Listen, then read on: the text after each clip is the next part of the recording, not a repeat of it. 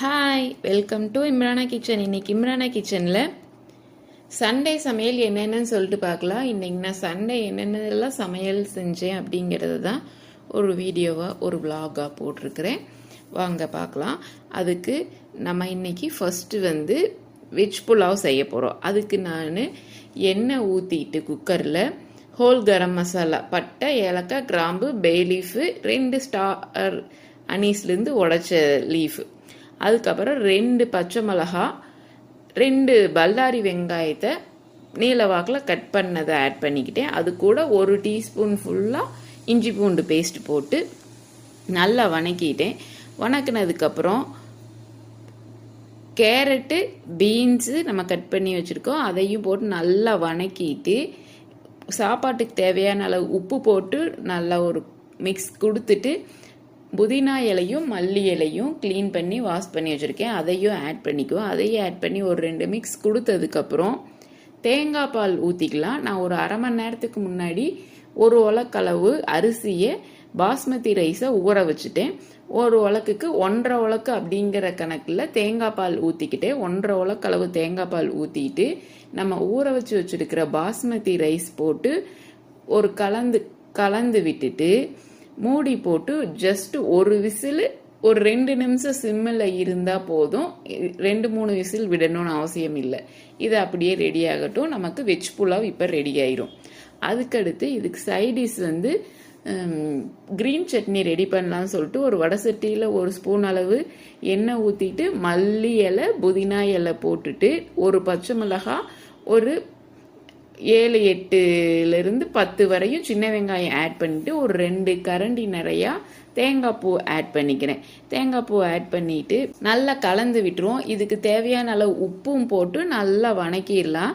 வணக்கினதுக்கப்புறம் கடைசியில் எல்லாம் வணங்கினதுக்கப்புறம் கொஞ்சமாக லெமன் ஜூஸ் ஆட் பண்ணி, அரை லெமனோட ஜூஸ் ஆட் பண்ணி அடுப்பை ஆஃப் பண்ணிடுவோம். இது ஆற விட்டு அரைச்சோம்னா நமக்கு கிரீன் சட்னி ரெடி ஆயிடுச்சு. அதுக்கப்புறம் கொஞ்சம் எனர்ஜிக்காக இடையில கொஞ்சம் லெமன் டீ வச்சு குடிச்சுக்கிட்டோம். அதுக்கு 2 டம்ளர் தண்ணி, 1/4 ஸ்பூன் அளவு கொதிக்கிறப்ப டீ தூள் போட்டுட்டு 3 ஸ்பூன் சர்க்கரை போட்டுட்டு அடுப்பை ஆஃப் பண்ணிட்டு லெமன் புழிஞ்சு வடிகட்டி குடித்தோம்னா லெமன் டீ ரெடி.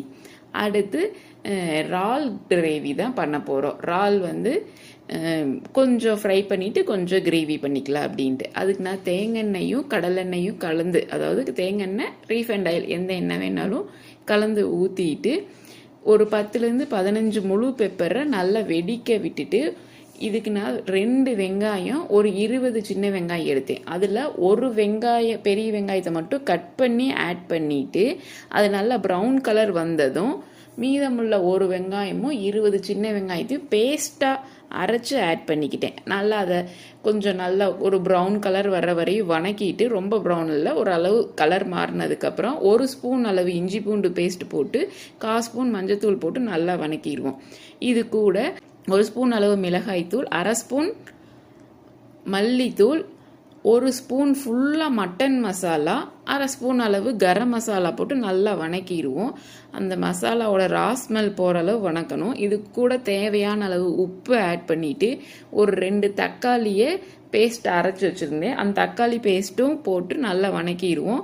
அந்த ஜாரில் இருக்க தக்காளியை தண்ணி ஊற்றி அலசி ஊற்றிட்டோம் அப்படின்னா அந்த செலவு வாசம், அதாவது அந்த ராஸ்மெல் நல்லா போகட்டும். அது கொஞ்சம் நேரம் மூடி வச்சு நான் ராஸ்மெல் போகிறதுக்கு வணங்க விட்டுட்டேன். இப்போ நம்ம மூடி ஓப்பன் பண்ணிட்டு நம்ம க்ளீன் பண்ணி வச்சுருக்க இறாலை சேர்த்திக்குவோம். இது கொஞ்சம் நல்ல பெரிய இறாலாகவே இன்னைக்கு நமக்கு கிடைச்சது.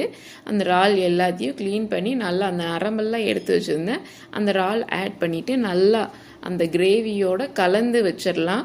நல்லா ஃபஸ்ட்டு வணங்கணும், அந்த இறாலோட பச்சை ஸ்மெல் போகணும். அதனால நல்லா கலந்து விட்டு வணங்க வச்சிடலாம்.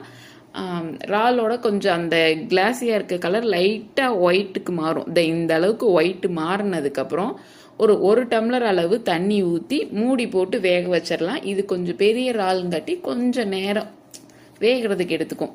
குட்டி இறால்னா டக்குன்னு வெந்துடும். இது கொஞ்சம் நேரம் வேகிற மாதிரி இருக்கும். அதனால தண்ணி ஊற்றி மூடி போட்டு வேக வச்சிடுறேன். இது அப்படியே வேகட்டும். நம்ம அதுக்குள்ளே வெஜ் புலாவ் செஞ்சோம்னா அது விசில் போய் ரெடி ஆயிடுச்சு. அதை ஓப்பன் பண்ணி பார்த்துருவோம். இப்போ நம்ம ஓப்பன் பண்ணி பார்த்தோம்னா இந்த மாதிரி இருக்குது. சூப்பராக அரிசி உடையாமல் நீல வாக்கில் சூப்பராக வெஜ் புலாவ் நல்லா மணமாக ரெடி ஆயிடுச்சு. இதை அப்படியே ஒரு ஹாட் பேக்கில் மாற்றி வச்சுருவோம்.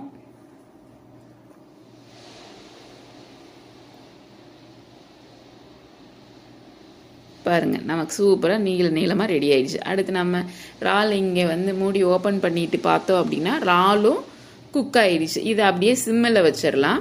அதுக்கடுத்து இறால் ஃப்ரை பண்ணிக்கலாம். நான் கொஞ்சமாக எண்ணெய் ஊற்றிட்டு இறால் மேரினேட் பண்ணி வச்சுருந்தேன். இது பெரிய பெரிய இறாலுங்காட்டி நான் ஃப்ரை பண்ணுறதுக்கு ரெண்டாக கட் பண்ணி மசாலா கொடுத்து மேரினேட் பண்ணிட்டேன். இன்றைக்கி நான் சிக்கன் மசாலா போட்டுட்டு அரிசி மாவு, கார்ன்ஃப்ளவர், இஞ்சி பூண்டு பேஸ்ட், உப்பு போட்டு மேரினேட் பண்ணி வச்சுட்டேன். மேரினேட் பண்ணி வச்ச இறாலை நல்லா எண்ணெய் காஞ்சதுக்கப்புறம் நம்ம பொரிச்சு எடுத்தோம் அப்படின்னா அந்த மசாலாலாம் உதிராமல் நல்லா கோட்டிங் கரெக்டாக வரும். இப்போ நம்ம இறாலும் ஃப்ரை பண்ணி எடுத்தாச்சு. இதை இறால் ஃப்ரையும் இப்போ நமக்கு ரெடி ஆயிடுச்சு. இது அப்படியே இருக்கட்டும். நம்ம கிரேவியை சிம்மில் வச்சுருந்தோம். அது என்னாச்சுன்னு சொல்லிட்டு பார்த்துட்டு வந்துடலாம். இப்போ நம்ம இறால் கிரேவியில் வந்து அப்படியே எண்ணெய் மேலால் திரண்டு கொதிச்சுட்டு இருக்கு. இப்போ நமக்கு அந்த கிரேவி கன்சிஸ்டன்சிக்கு கிடச்சிருச்சு. பாருங்கள், எண்ணெய் மேலால் திரண்டுருச்சு. நம்ம இப்போ கலந்து பார்த்தாலும் நல்லா திக்காக இருக்குது.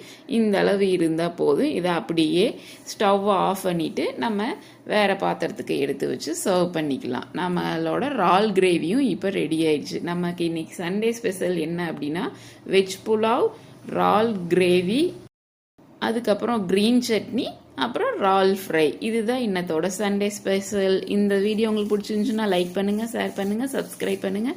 மறக்காம பக்கத்தில் இருக்க பெல் ஐக்கானை கிளிக் பண்ணுங்கள். தேங்க்ஸ் ஃபார் வாட்சிங்.